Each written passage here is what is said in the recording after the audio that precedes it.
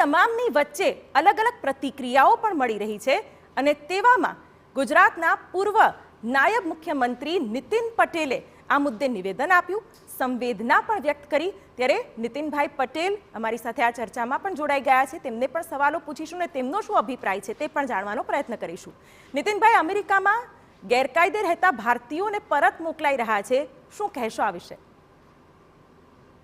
ગુજરાતીઓ કે ભારતીયોને અમેરિકાથી પરત મોકલ્યા છે એમના પ્રત્યે મારી સહાનુભૂતિ છે અને સહાનુભૂતિ એટલા માટે છે કે આપણા ગુજરાતીઓ એ વર્ષોથી ત્યાં વસતા હોય, કદાચ મંજૂરી સિવાય ગયા હોય, પણ બાકીના બધા જ અમેરિકન કાયદાનું ત્યાં પાલન કરે છે, ત્યાં શાંતિથી પોતાનો વ્યવસાય કે પોતાની જોબ કે પોતાનો નાનો મોટો સ્ટોર ચલાવે છે અને અમેરિકન કાયદાને માન આપી અને એ લોકો ત્યાં રહે છે।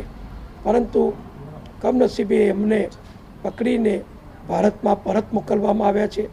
એટલે બધાને આપણા ગુજરાતીઓ છે, બધા ગુજરાતમાં પણ જે વિસ્તારના છે એ બધા જુદા જુદા વિસ્તારના છે, એ બધા આપણા યુવાનો છે, વર્ષોથી ત્યાં વસે છે, મહેનત કરે છે, પરિશ્રમ કરે છે અને ત્યાં કમાઈ એમના પરિવારનું સારી રીતે ગુજરાન કર્યા પછી જે આવક વધે એ એમના વતનમાં ગામની અંદર એમના માતા પિતાને મોકલી આપે છે, એમના પરિવારને મોકલી આપે છે અને એ આવકમાંથી એમનો પરિવાર પણ ચાલે છે।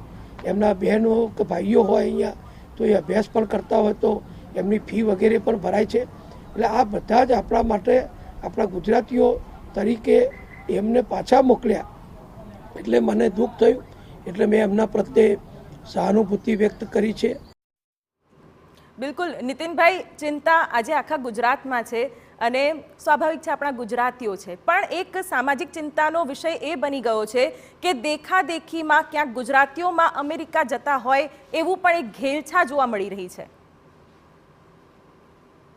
કોઈ દેખાદેખીથી નથી જતા, અહીંયા બધાના ધંધો રોજગાર નોકરી પૂરતા પ્રમાણમાં દરેકની લાયકાત પ્રમાણે ઉપલબ્ધ થાય જ છે, પણ પોતાના સગાવાલા રહેતા હોય, પોતાના મિત્રો અમેરિકા ગયા હોય, એ લોકો બોલાવતા હોય, એ લોકો ત્યાં સેટલ કરતા હોય, ત્યાં આગળ નોકરી ધંધાની વ્યવસ્થા કરી આપતા હોય તો સ્વાભાવિક છે કે એક પરિવાર ત્યાં ગયો હોય અને એના એક બે પરિવારજનો અહીંયા બાકી હોય તો એ લોકો પણ ત્યાં જતા હોય છે। એટલે કોઈ દેખાદેખીથી જાય છે એવું ના મનાય કે અહીંયા ગુજરાતમાં કંઈ નોકરી ધંધા નથી માટે જાય છે એવું પણ માનવાનું કોઈ કારણ નથી।